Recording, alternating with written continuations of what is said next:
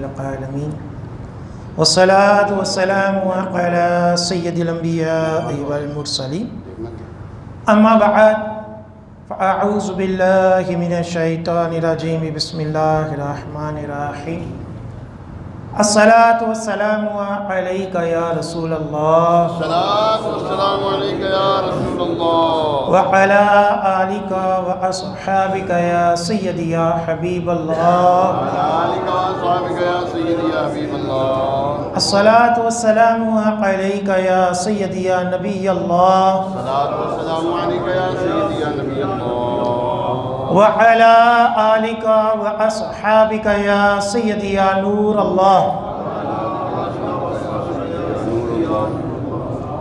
نویت سنت الاعتکاف نویت سنت الاعتکاف الحمدللہ عز و جل ہم نماز جمعہ کے لیے حاضر ہوئے ہیں۔ دعا ہے کہ رب تعالی ہماری اس ادنا سی حاضری کو اپنی بلند بارگاہ میں قبول و منظور فرمائے، اور جو کچھ اس جمعے میں بیان ہوگا اسے سننے کی، سمجھنے کی، اس کے اوپر عمل پیرا ہونے کی اور مجھے صحیح طرح بیان کرنے کی توفیق عطا فرمائے۔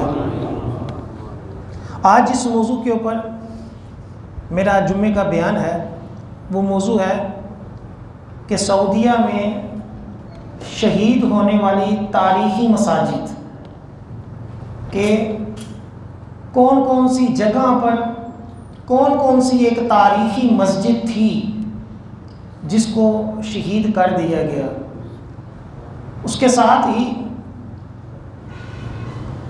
مسجد کے حوالے سے کچھ اہم مسائل بھی بیان کیے جائیں گے کہ کئی لوگ مسجد کے لیے جگہ وقف کر بعد میں کوئی اور جگہ دے دیتے ہیں، یا یہ کہتے ہیں جی ہم اس کے زیادہ پیسے دے دیتے ہیں، یہ واپس ہمیں کر دیں۔ اس طرح کی کئی چیزیں ہیں۔ اس اعتبار سے بھی کلام ہوگا اور اس اعتبار سے بھی کہ یہ جو تاریخی مساجد مکہ اور مدینہ میں شہید کی گئیں ان کی نسبت کن ہستیوں کے ساتھ تھی، یہ بطور معلومات ہمیں پتہ ہونا چاہیے کہ ہمارے تاریخی اثاثوں کے ساتھ کیا سلوک ہوا ہے۔ ہوتا یہ ہے کہ ہم جب اپنے ملک میں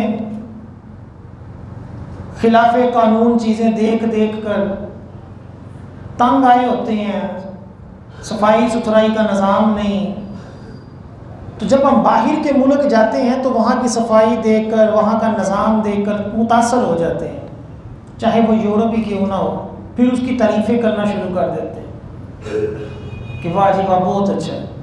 اسی طرح ہمارے یہاں لوگ جب حج عمرہ کے جاتے ہیں تو وہ ان چیزوں کو بھول جاتے ہیں کہ یہاں کن کن ہستیوں کے مزاروں کو شہید کیا گیا، کون سی مقدس جگہیں تھی جن کو ختم کیا گیا، کون سی اہم مساجد تھیں، تاریخی مساجد تھیں جن کو شہید کیا گیا۔ وہ اوورآل یہ کہتے ہیں کہ جی واہ بہترین نظام، ایویں مولوی ساڈے فرقہ واریت پھیلاندے رہندے نے، ایویں غلط ملت کہندے رہندے ہیں، دیکھو جی کڈا سونا نظام، ایڈی سختی نہ کرن، جو مشہور ڈائلاگ ہے، اینی سختی نہ کرن تو پھر ایتھے تے آ کے پاکستانی تے جو ہے پٹ کے ہی لائیں سارا کچھ، جالیاں بھی لائیں، فلاں چیز بھی لائیں تو فلاں بھی لائیں، اس طرح کے ڈائلاگ بولتے ہیں، حالانکہ ایسا نہیں ہے۔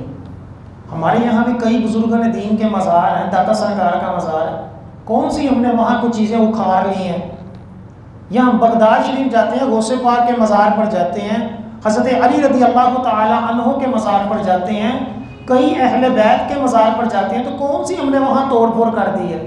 ایسا نہیں ہے۔ اہل سنت ہی سب سے زیادہ باادب گروہ ہے جو بزرگان دین کے مزارات پر حاضری کے آداب جو ہے وہ بتاتا ہے، الحمدللہ عز و جل۔ اسی مناسبت سے سب سے پہلے مساجد جو شہید کی گئیں ان کا تعارف مختصر انداز میں وہ آپ کو پیش کیا جائے گا۔ اللہ تعالیٰ قرآن پاک میں ارشاد فرماتا ہے اور اس سے بڑھ کر کون ظالم جو اللہ کی مسجدوں کو روکے کہ اس کے اندر اللہ تعالیٰ کا نام لیا جائے اور ان کی ویرانی کی کوشش کرے۔ ان کو نہیں پہنچتا تھا کہ مسجدوں میں جائیں مگر ڈرتے ہوئے ان کے لیے دنیا میں رسوائی ہے اور ان کے لیے آخرت میں عذاب ہے۔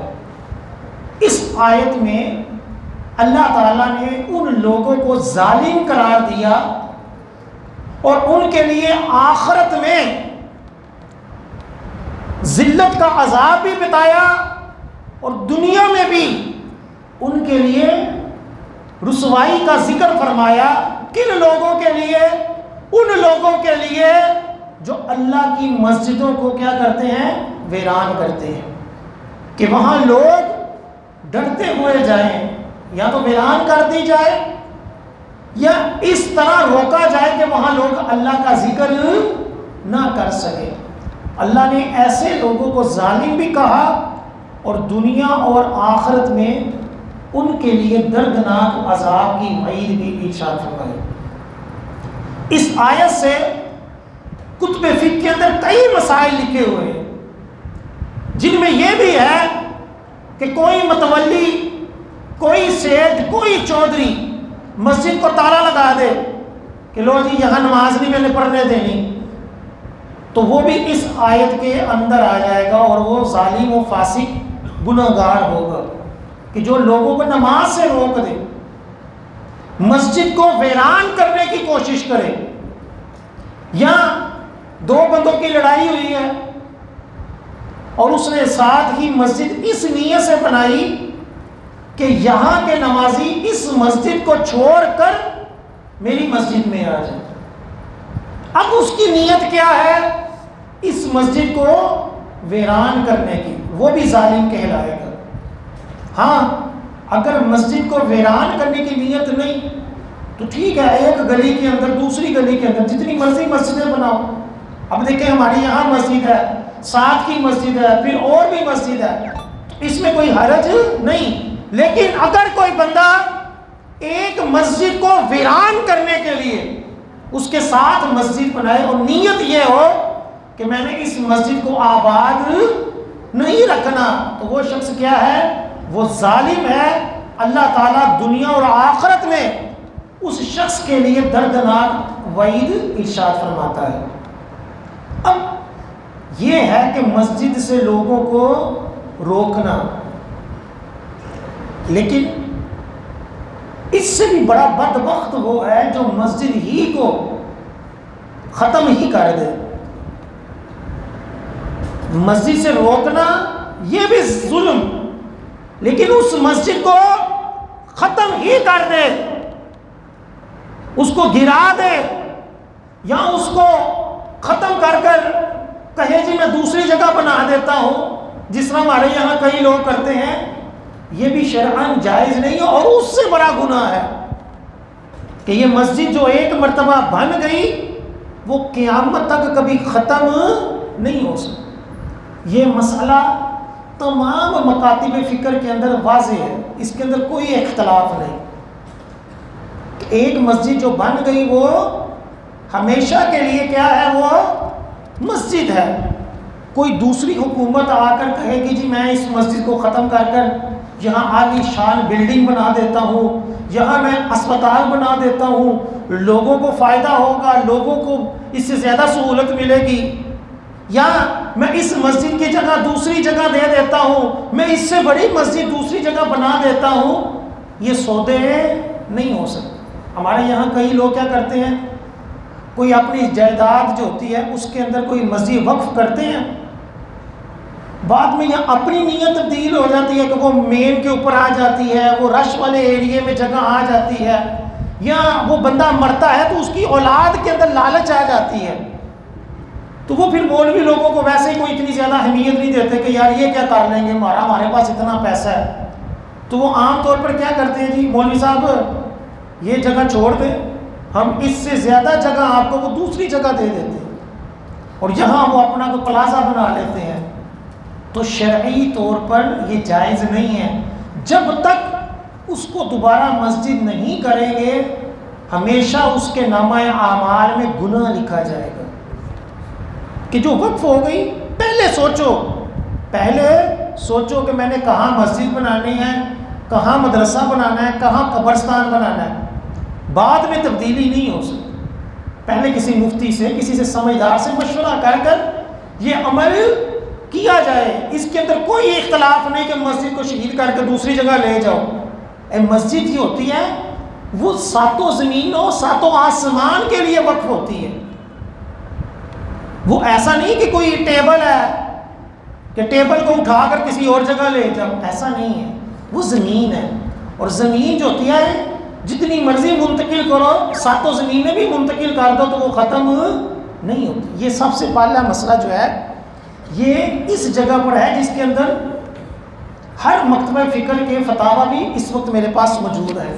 تو یہ تو طے ہو گیا کہ مسجد جو ہے اس کو ویران کرنا، اس کو شہید کرنا یہ شرعاً جائز نہیں ہے۔ اب سعودی عرب میں جو صدیوں سے مساجد آباد تھی اور بڑی بڑی ان کو نسبتیں تھیں، ان کو جو ہے وہ ختم کر دیا گیا۔ میں چند مساجد کا جو میں نے وہاں سے ڈیٹا لیا، کتابوں سے معلوم کیا، وہ چند مسجدیں میں آپ کو عرض کرتا ہوں۔ سب سے پہلے مسجد فتح تھی کہ فتح مکہ والے دن آقا علیہ السلام نے جس جگہ مکہ مکرمہ میں اس کے قریب خیمہ لگایا، فتح مکہ والے دن آقا علیہ السلام نے جس جگہ خیمہ لگایا، بعد میں آنے والے مسلمانوں نے اس جگہ پر مسجد بنا دی کہ یہ وہ جگہ ہے جہاں نبی کریم صلی اللہ علیہ وآلہ وسلم نے فتح مکہ والے دن خیمہ لگایا تھا۔ اسی نسبت سے اس مسجد کا نام کیا رکھا؟ مسجد فتح۔ یہ چھپرا مارکیٹ میں موجود تھی۔ اس تاریخی مسجد کو بھی بعد میں سعودی حکومت نے شہید کر دیا، ختم کر دیا۔ اسی طرح مسجد فتح کے ساتھ ایک بڑی مسجد ایک صحابی کی تھی، صحابی نے مسجد بنائی تھی۔ ان دونوں مسجدوں کو، صحابی کی جو بنائی ہوئی مسجد تھی اور مسجد فتح، ان دونوں کو ختم کر اس کے اوپر روڈ بنا دیا، سڑک بنا دی۔ اور یہ ہمارے یہاں بھی ہوتا ہے، ہمارے یہاں بھی ایسا ہوتا ہے، اور ہم لوگ کہتے ہیں کہ ٹھیک ہے جی مجبوری ہے، سڑک بنانا کیا ہے؟ یہ مجبوری ہے، لیکن شرعاً یہ مجبوری نہیں ہے، یہ یاد رکھیں۔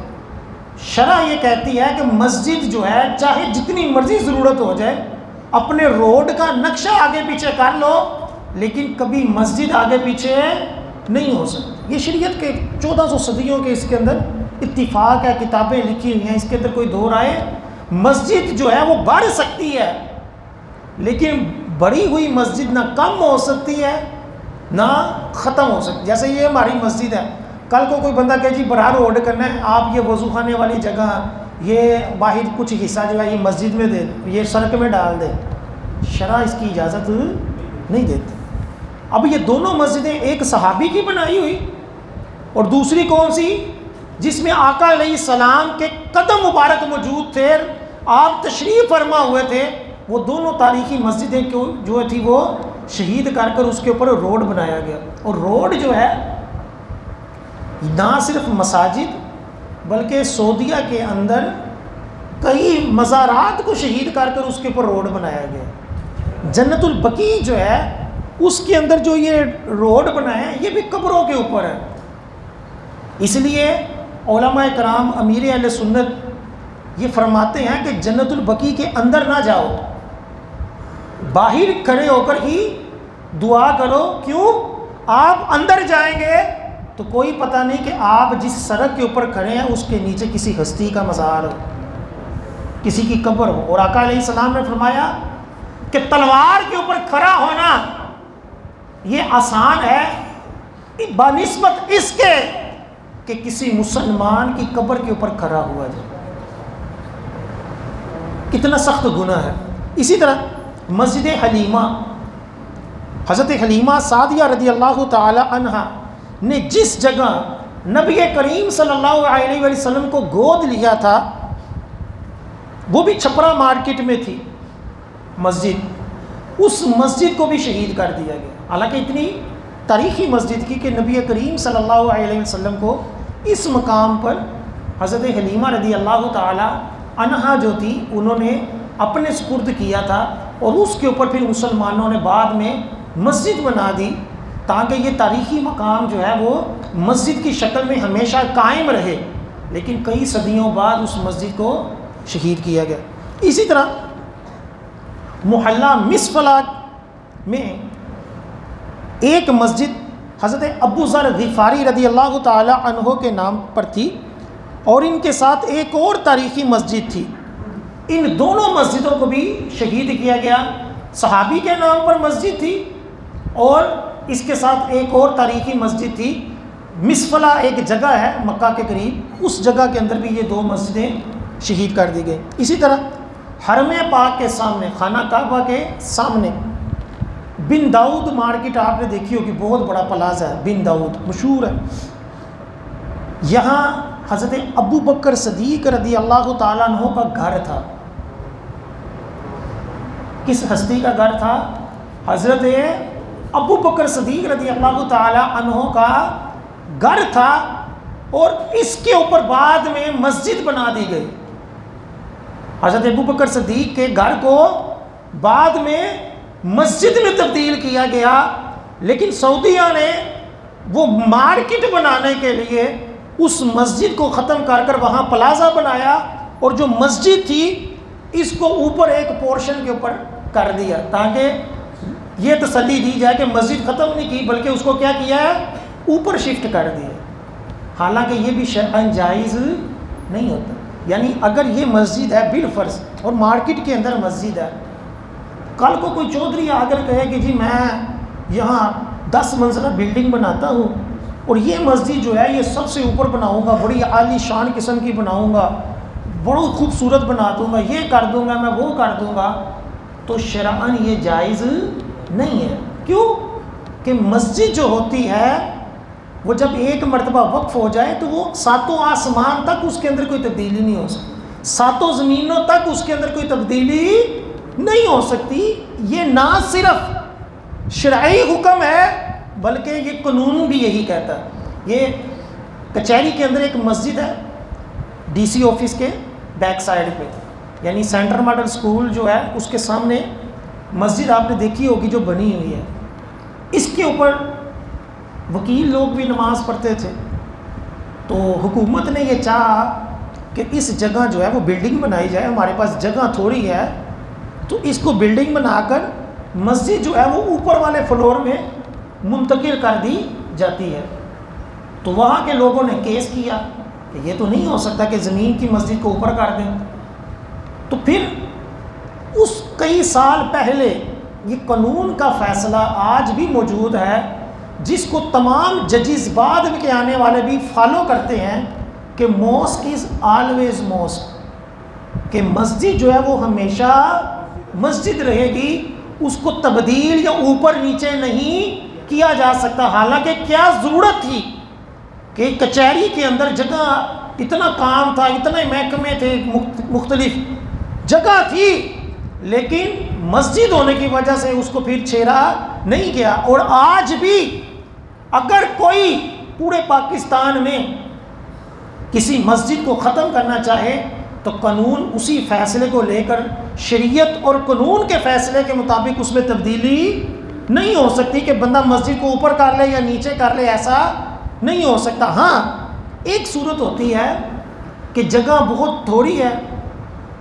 جیسا کہ کراچی میں ہوتا ہے، لاہور کے بھی کئی علاقوں میں ایسا ہوتا ہے کہ ہمیں مسجد بنانی ہے، ابھی بنی نہیں، تو اس صورت میں شریعت نے یہ اجازت دی کہ پہلے پوری بلڈنگ بنا لو، پہلے پورے فلیٹ بنا لو، اور اس کے بعد ایک فلور جو ہو اس کو تم مسجد کے لیے وقف کر دو، پہلے پوری بلڈنگ بنا لو۔ اگر پہلے بندے نے زمین وقف کر دی مسجد تو پھر اس کے اوپر جو بھی بنائیں گے وہ آٹومیٹکلی کیا ہوگا، وہ مسجد ہوگی۔ لیکن اگر پہلے بندہ 3 فلور بنا لے اور 3 فلور بنانے کے بعد بندہ صرف ایک فلور کو مسجد کے لیے خاص کر دے تو اب مسجد اوپر آسمانوں تک نہیں جائے گی۔ کیوں کہ اس سے اوپر اس نے پہلے ہی سے اپنے لیے یا کسی اور جگہ کو خاص کر دیا ہے، اس نے مسجد صرف وقف ہی اس طور پر کی ہے کہ اس کا صرف ایک فلور ہی مسجد ہوگا۔ اور یہ بھی ضرورت کے تحت بڑے بڑے شہروں میں اس کی اجازت کتب فقہ میں موجود ہے۔ لیکن اگر پہلے خالی جگہ تھی، گراؤنڈ فلور وقف کر دیا تو پھر اس کے اندر تبدیلی نہیں ہو سکتی۔ اسی طرح امام جعفر مدرسہ اور مسجد تھی جو طریق مطار پر تھی، ایک روڈ ہے، اس کے اندر حضرت امام جعفر صادق رضی اللہ تعالی عنہ کی طرف منسوب ایک مدرسہ بھی تھا اور ایک مسجد بھی تھی۔ اس کو ختم کر دیا گیا۔ امام جعفر صادق رضی اللہ تعالیٰ عنہ کے شہزادے، ان کے بھی مزار تھے، ان کو بھی ختم کر دیا گیا۔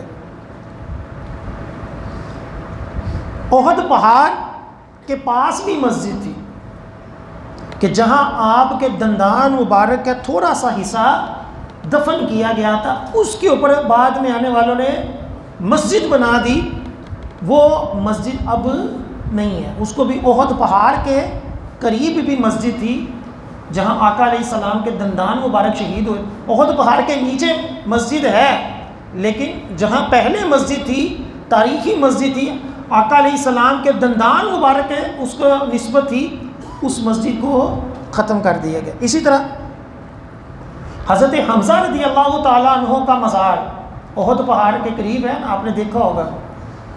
اس کی پرانی تصویر بھی ملتی ہے، نیٹ کے اوپر پڑی ہوئی ہے۔ وہ بڑا عالی شان قسم کا مزار تھا اور اس مزار کے ساتھ مسجد بھی تھی۔ حضرت امیر حمزہ رضی اللہ تعالی عنہ کے مزار کے ساتھ مسجد بھی تھی، مزار بھی عالی شان بنا ہوا تھا، مسجد بھی تھی۔ نیٹ کے اوپر اس کی پرانی تصویریں آج بھی موجود ہیں۔ اس مسجد اور مزار دونوں کو ختم کیا، اور مزار مبارک تو ایسے ختم کیا کہ اس کی قبر کی وہ ڈیری بھی ختم کر دی، یعنی بالکل زمین کے برابر کر دیا۔ اور یہ کئی مزاروں کے ساتھ ایسا ہی کیا، سائڈوں پہ دیوار کر دی، اور قبر کی جو ڈیری ہوتی ہے، ایک بالشت اونچی ڈیری ہونا سنت ہے، لیکن ہمارے یہاں تو ایسے ظلم ہوئے کہ مزاروں کو زمین کے برابر کر دیا، اور یہ عقیدہ گھر لیا کہ کسی کا بھی مزار بنانا حرام ہے، زمین کے برابر کر دو، ختم کر دو، یہ کر دو۔ حالانکہ بخاری شریف کی واضح حدیث پاک موجود ہے، نبی کریم صلی اللہ علیہ وسلم کی قبر مبارک کی صحابہ کرام نے جو نشاندہی کی، جو اس کی کیفیت بیان کی، اس کے اندر واضح موجود ہے کہ وہ زمین سے اونچی تھی اور اونٹ کی کوہان کی طرح تھی۔ جس طرح ہمارے یہاں قبریں نہیں بنتی گولائی میں، اس طرح آقا علیہ السلام کی، حضرت ابوبکر صدیق کی اور حضرت عمر فاروق کی قبر مبارک تھی، زمین کے برابر نہیں، زمین سے کیا تھی؟ اوپر تھی۔ اور یہی سنت طریقہ ہے کہ زمین کے برابر مسجد یہ قبر کر دینا، یہ تو ناجائز ہے۔ اگر بندے کی قبر جو ہے وہ زمین کے برابر ہوگی تو ہمیں کیا پتہ چلے گا یہ قبر بھی ہے یا نہیں ہے؟ وہ قبر زمین سے اونچی ہوگی تو پتہ چلے گا نا کہ یہ قبر ہے، اس کے اوپر پاؤں نہیں رکھنا، ورنہ تو بندہ گناہ گار ہے۔ زمین کے برابر قبریں کی ہوئی ہیں، بندہ اس کے اوپر چل رہا ہے، اور حدیثوں میں اس کے اوپر سخت وعیدیں ارشاد فرمائی گئی کہ آگ کے انگارے کے اوپر پاؤں رکھنا آسان ہے، تلوار کے اوپر پاؤں رکھنا آسان ہے بنسبت اس کے کہ کسی مسلمان کی قبر کے اوپر پاؤں رکھا جائے۔ ہمارے یہاں اتنی بے باکی عام ہو گئی ہے، اس طرح کے لوگوں کی یہ سعودیہ کی روایتیں دیکھ دیکھ کر نمازیوں کے آگے سے بھی گزر جاتے ہیں، جس طرح سعودیہ میں وہ دھکا دے کر گزر جاتے ہیں نماز پڑھنے والے کے آگے، حالانکہ گناہ صرف رعایت ہے طواف کرنے والے کو، کہ طواف کرنے والا اگر نمازی کے آگے سے گزرے تو جائز ہے، کیونکہ طواف بھی نماز ہے، طواف بھی نماز ہے۔ اس کے علاوہ تو نہیں کہیں لکھا ہوا کہ کسی بھی نمازی کے آگے سے گزر جاؤ، وہ وہاں یہاں جہاں آرام سے نمازی کے بالکل قریب سے اس کو دھکا بھی بعض دفعہ دے دیتے ہیں، اور لوگ سمجھتے ہیں کہ یار آتے ہیں تو مولویوں نے ابھی دین ایڈا سخت کیتا ہے، ایتھے تو دین نکلے، ایتھے تو سارا کچھ ہوتا ہے۔ اسی طرح قبر کے والے سے بھی ہم ایک قبر بنانے چاہتے ہیں، کئی قبریں بھی شہید کر دیتے ہیں، اور قبر کے اوپر کھڑے ہو کر دیکھ رہے ہوتے ہیں کہ قبر کیسے بن رہی ہے۔ بندہ پوچھے یار اس میت کی قبر کے اوپر کھڑے ہو، حدیثوں میں اس سے منع کیا گیا، لیکن بے باقی عام ہے۔ بہرحال حضرت حمزہ رضی اللہ تعالیٰ عنہ کا مزار اور مسجد اس کو شہید کیا گیا، حالانکہ اس کی مسجد ہونا بھی 832 ہجری کے بزرگ ہیں علامہ فاسی رحمۃ اللہ علیہ، انہوں نے اپنی کتاب کے اندر اس مسجد کا ذکر کیا ہے۔ اسی طرح پچھلے جمعے میں نے آپ کو کہا تھا کہ ایک صحابی تھے اتبان، انہوں نے عرض کی کہ میری بینائی جو ہے وہ کمزور ہے، تو آپ میرے گھر آئیں، کسی جگہ نماز پڑھا دیں تاکہ میں وہاں اس جگہ کو نماز کے لیے کیا کروں، خاص کر لوں۔ بخاری شریف کی حدیث پاک ہے۔ اب حضرت اتبان رضی اللہ تعالیٰ عنہ کے گھر نبی کریم صلی اللہ علیہ وسلم آئے، ایک جگہ نماز پڑھائی، انہوں نے اس جگہ کو نماز کے لیے خاص کر لیا، اور بعد میں آنے والے مسلمانوں نے اس جگہ کو باقاعدہ مسجد بنایا، جسے بعد میں سعودیہ نے ختم کر دیا۔ صحابی رسول کی اس گھر کو جہاں نبی کریم صلی اللہ علیہ وسلم نے قدم رنجا فرمائے، اس کو نماز کے لیے خاص کیا، حالانکہ کیسی عظیم جگہ تھی کہ جس کو آقا علیہ السلام نے ایک صحابی کے دل خوش کرنے کے لیے وہاں نماز پڑھائی۔ آج ہمیں پتہ چل جائے مسجد نبوی اس طور پر ہی جاتے ہیں کہ یہاں سرکار نے امامت کروائی، یہاں سرکار کے قدم ہے، لیکن اگر مسجد قباء کے ساتھ ساتھ اور بھی کئی مساجد ہوتی کہ جہاں سرکار نے قدم رنجا فرمائے، جہاں سرکار نے نماز پڑھی ہوتی، تو ہمیں کتنی خوشی ہوتی کہ یار میں اس مسجد میں اندر نماز پڑھ رہا ہوں اور جہاں سرکار نے نماز پڑھی ہے۔ اللہ اسی طرح ایک مسجد تھی مسجد مصباح، حضرت برا بن عازب صحابی رسول تھے، اس جگہ پر بیمار ہوئے تھے اور آقا علیہ السلام ان کی عیادت کے لیے آئے اور اسی جگہ پر فجر کی نماز ادا کی۔ یہ مسجد قباء کے قریب تھی، تو اس کو بھی ختم کر کر اس کے اوپر مدرسہ بنا دیا، یعنی مسجد نہیں رہنے دی۔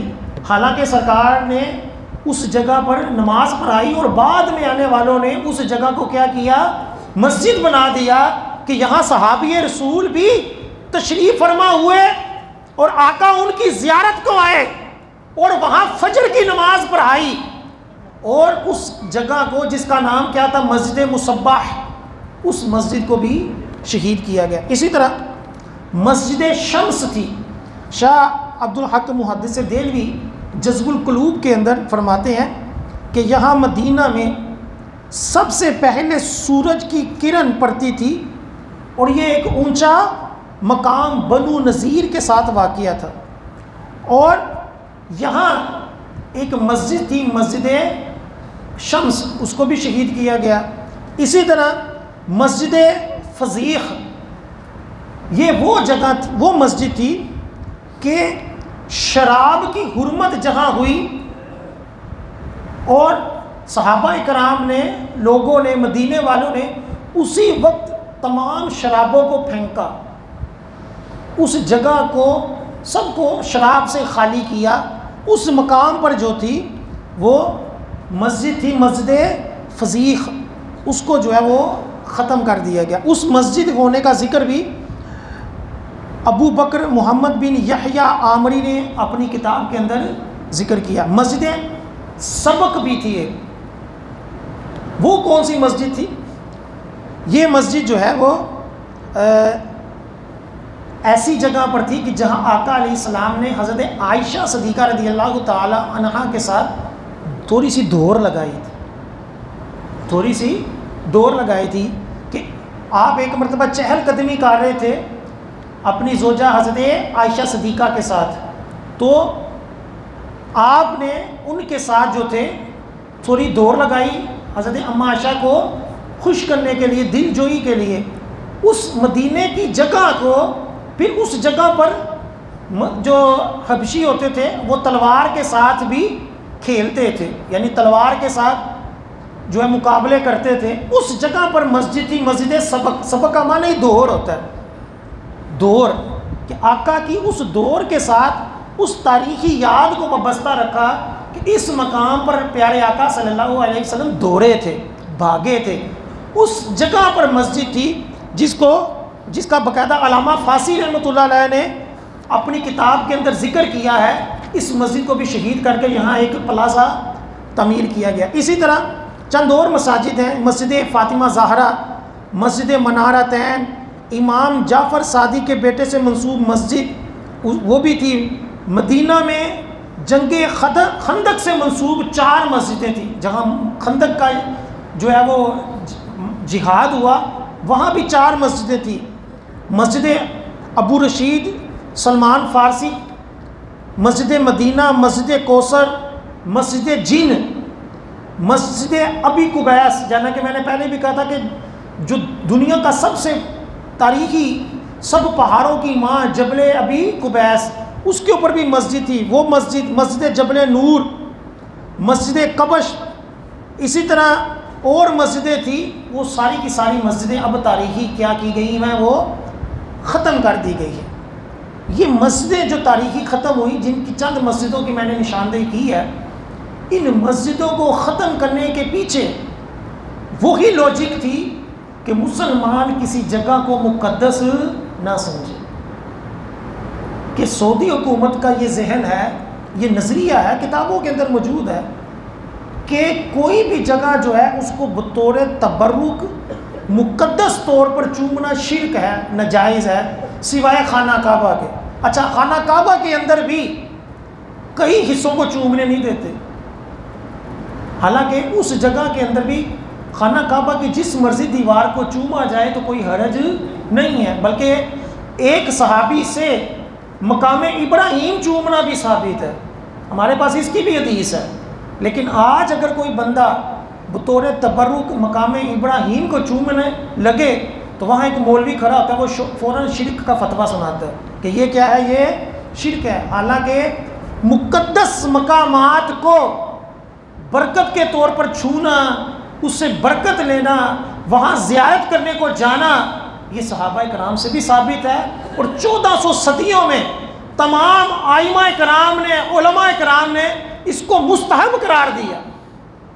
صحابہ کرام علیہم رضوان سے بھی مقدس جو مقامات تھے وہاں جا کر ان سے بوسہ لینا، ان سے تبرک لینا، یہ ثابت ہے۔ بلکہ مسلم شریف کی حدیث پاک ہے کہ حضرت ام سلمہ رضی اللہ تعالی عنہا کے پاس آقا علیہ السلام کے بال مبارک تھے۔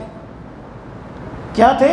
بال مبارک۔ مدینے میں جو بھی شخص، صحابی ہو، تابعی ہو، کوئی بھی ہو، جو بیمار ہوتا تھا، وہ پانی کچھ پیالے وغیرہ میں وہ ڈال کر حضرت ام سلمہ زوجہ رسول ام المومنین رضی اللہ تعالی عنہا کی بارگاہ میں پیش کرتا تھا۔ آپ اس پانی کے اندر ان بالوں کو ڈال کر پھیر دیتی تھی اور بیمار اس کو پیتا تھا تو اللہ تعالیٰ شفا عطا فرماتا ہے۔ اللہ اکبر، یا رسول اللہ صلی اللہ علیہ وسلم۔ تو ایسا نہیں ہے کہ کوئی بھی تاریخی مقام، کوئی بھی تاریخی مسجد کو یہ کہہ کر شہید کر دیا جائے کہ جی لوگ یہاں آ کر جو ہے وہ برکتیں لیتے ہیں۔ نبی کریم صلی اللہ علیہ وسلم کی ولادت گاہ کے اوپر بھی مسجد تھی، اس کو کتب خانے کے اندر تعمیر کر دیا، مسجد ہی ختم کر دی۔ تو سعودیہ کے اندر کئی تاریخی مسجدیں ہیں جن کو شہید کر دیا گیا۔ اگر آپ کو جانا وہاں نصیب ہو اور کوئی پرانا تجربے کار بندہ ملے تو جہاں ہم کئی مقدس مقامات کو دیکھتے ہیں، وہاں جا کر دعائیں مانگتے ہیں، تو یہ مقامات بھی اس کی نشاندہی ہو سکتی ہے، اور جو خاص طور پر خندق وغیرہ والی سائڈوں پہ ہیں، ان جگہوں پر جا کر جہاں آقا علیہ السلام نے قدم رکھے، جہاں آقا علیہ السلام نے نمازیں پڑھی، اور وہ کنویں جن کنووں میں آقا علیہ السلام نے لعاب دہن ڈالا یا جن سے وضو کیا، وہ کنویں آج بھی موجود ہیں، وہاں جا کر برکت کے طور پر ان کنووں کا پانی بھی پینا چاہیے، اور وہاں کھڑے ہو کر اپنی خاص کوئی دعا ہے تو وہ بھی مانگنی چاہیے کہ جس جگہ پر اللہ کے پیارے بندے تشریف فرما ہو یا ان کو نسبت ہو، وہاں کھڑے ہو کر دعا مانگنا اور دعا کا قبول ہونا قرآن پاک سے ثابت ہے کہ حضرت مریم رضی اللہ تعالی عنہا کے پاس جب حضرت زکریا رضی اللہ تعالی عنہ نے دیکھا نا کہ ان کے پاس بے موسمی پھل ہیں، حالانکہ ان کا موسم نہیں ہے، تو جب پوچھا نا کہ یہ کہاں سے آئے، تو حضرت مریم نے فرمایا کہ یہ اللہ تعالیٰ کی طرف سے۔ تو اسی مقام پر قرآن پاک کے اندر ہے کہ اسی محراب پر کھڑے ہو کر حضرت زکریا رضی اللہ تعالی، حضرت زکریا علیہ السلام نے اس نیت سے دعا کی کہ جو مالک بے موسمی پھل عطا کر سکتا ہے وہ مجھے بڑھاپے میں اولاد بھی عطا کر سکتا ہے۔ اسی مقام پر کھڑے ہو کر حضرت زکریا علیہ السلام نے اللہ تعالیٰ سے اولاد کی دعا کی تو اللہ تعالیٰ نے حضرت یحییٰ علیہ السلام عطا فرمائے، اور اسی کے تحت مفسرین نے فرمایا کہ مقدس مقام پر، مقدس جگہوں پر دعا مانگنا قبولیت کے زیادہ قریب ہے۔ اللہ تعالیٰ ہر جگہ دعا قبول فرمانے والا ہے، لیکن مسجد میں فرض نمازوں کے بعد مانگی جانی دعا والی دعا وہ جلد قبول ہوتی ہے، روضہ رسول کے پاس جا کر مانگنے والی دعا وہ جلد قبول ہوتی ہے، اولیاء کرام کے مزارات کے پاس کھڑے ہو کر دعا مانگی جائے تو وہ جلد قبول ہوتی ہے، کوئی نیک کام کر کر، کوئی صدقہ دے کر دعا مانگی جائے تو وہ دعا جلد قبول ہوتی ہے۔ کتابوں کے اندر سارا کچھ لکھا ہے، لہٰذا ہم سب کو یہ مسئلہ ہمیشہ یاد رکھنا چاہیے۔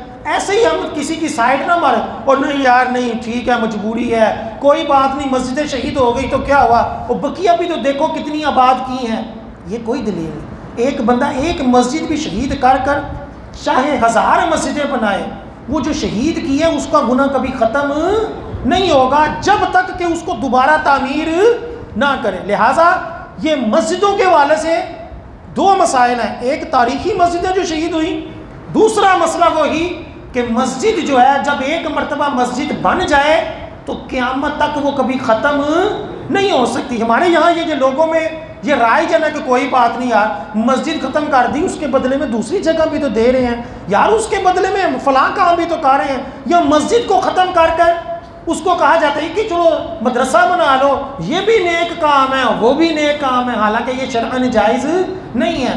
جو جگہ ایک مرتبہ جس کام کے لیے وقف ہو گئی اس میں کبھی پھر تبدیلی نہیں ہو سکتی۔ قبرستان کے لیے جگہ وقف کر دی، اب وہاں مسجد نہیں بن سکتی، مدرسے کے لیے جگہ وقف کر دی، اب وہاں مسجد نہیں بن سکتی۔ اسی طرح مسجد کے لیے جگہ وقف کر دی، وہاں قبرستان نہیں بن سکتا۔ ہمارے یہاں ایک یہ بھی عجیب لوگوں میں رائج ہو گیا مسئلہ کہ وہ مسجد کے لیے جگہ وقف کر دیتے ہیں، ساتھ یہ بھی وصیت کر دیتے ہیں کہ میری بھی قبر اتھے بنا دینا، میری بھی قبر مسجد میں۔ یا ویسے ہی کوئی مولوی ہوتا ہے کئی سال اس نے خطابت کی ہوتی ہے یا بچوں کو پڑھایا ہوتا ہے، تو ہمارے یہاں عوام کیا کرتی ہے اس کو مسجد کے اندر ہی دفن کر دیتی ہے، حالانکہ یہ حرام ہے۔ مسجد قبرستان نہیں ہے، مسجد قبرستان نہیں ہے۔ اگر اس نے مسجد کے لیے جگہ وقف کر دی تو پھر اپنی قبر کیا، کسی کی قبر کیا، کسی کی بھی قبر وہاں نہیں بن سکتی۔ اور ویسے بھی ہر بندے کی قبر ایسے ہی مزار بنا دینا، ایسے ہی مسجد کے اندر قبر بنا دینا، چاہے وہ مسجد کے علاوہ بھی جگہ ہو، یہ پسندیدہ عمل نہیں ہے۔ قبریں جو ہوتی ہیں وہ قبرستان ہی اچھی لگتی ہیں۔ ہاں جو نیک ہستیاں تھیں، نبی تھے، ولی تھے، ان کی جو مزار مسجد کے پاس بنے ہوئے ہیں وہ مسجد کے اندر نہیں ہے، وہ مسجد سے علیحدہ ہے۔ حضور داتا گنج بخش رحمۃ اللہ علیہ کا جو مزار ہے یہ مسجد کا حصہ نہیں ہے. اسی وجہ سے اعتکاف کے دوران ان کو کہا جاتا ہے اعتکاف والوں کو کہ اگر آپ مزار والی جگہ پر گئے تو آپ کا اعتکاف ٹوٹ جائے گا. کیوں؟ کہ وہ جو جگہ ہے وہ کیا ہے؟ وہ مسجد نہیں ہے. نبی کریم صلی اللہ علیہ وسلم کا جو روزہ مبارک تھا وہ مسجد کا حصہ نہیں تھا, وہ مسجد سے علیحدہ جگہ تھی. بعد میں مسجد کو بڑا کر مسجد کے اندر اس کو شامل کر لیا. لیکن ایسا نہیں ہے کہ مسجد کے اندر ہی ان ہستیوں کی قبریں بن گئیں اور ہم دیکھا دیکھی حقیقتاً مسجدوں کے اندر قبریں بنانا شروع ہو گئے.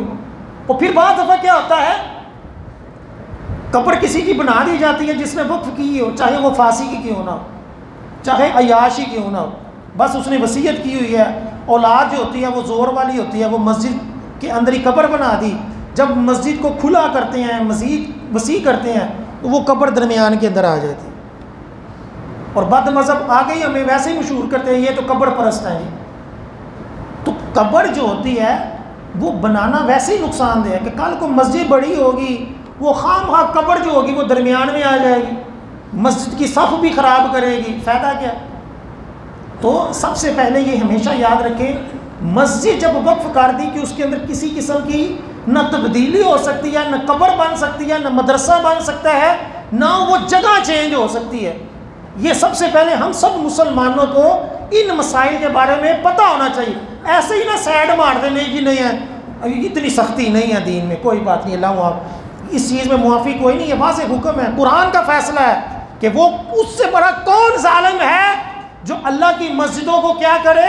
ویران کرے. اللہ قرآن میں فرماتا ہے وہ ظالم ہے, اور اللہ نے قرآن کے اندر فرمایا کہ اس کے لیے دنیا میں بھی رسوائی ہے اور آخرت میں بھی اس کے لیے کیا ہے؟ عذاب ہے.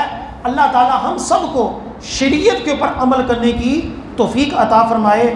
آمین ثم آمین. ابھی اذان ہوگی, اس کے بعد آپ سنتے پڑھیں.